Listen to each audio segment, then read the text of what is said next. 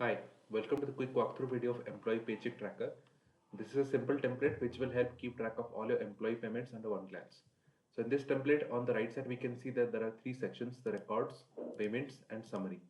Records indicate all the details about the employee, if they are permanent employees, the payments that is due to them, the number of months of payment that is due to them, and how you are paying those employees, whether they are paid monthly basis or hourly basis, and the amount of payment that is being paid to them. So this is a complete record of all the employees that you have in hand. In order to add an employee, you can simply click on this new over here to add a new employee. Or if you want to add a new category, simply click on this plus over here to add a new category. You can edit the existing departments that the employees are placed in by clicking over here and editing the details over here. Then we have the payment section. Here you can see the total paycheck that is due, the amount that is paid, the balance paycheck that is due, and the advance amount if that is being paid, if any.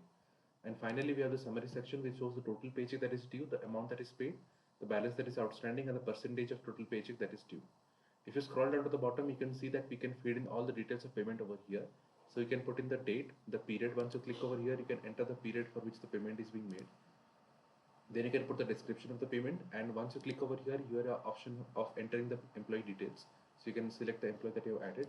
Then there is pay rate. So if an employee is being paid on an hourly basis, you can specify the pay rate and the number of hours over here. It will automatically calculate the payment amount.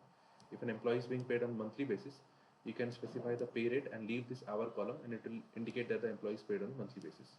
And this column indicates if the payment has been made or not. So if any payment is due and not paid, you can simply untick this and it will remain as unpaid.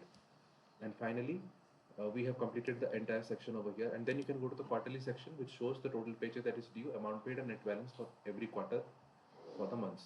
And this payment has been divided into permanent and contractual, so whatever you add over here as per that, it will be divided into both sections.